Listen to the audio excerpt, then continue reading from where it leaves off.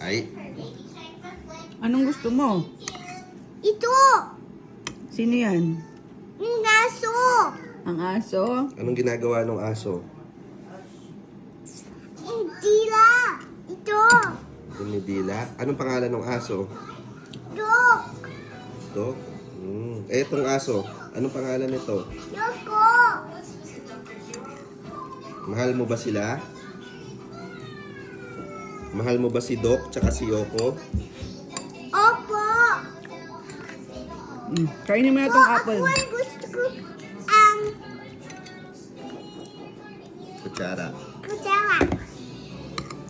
Po! Anong gusto mong gawin?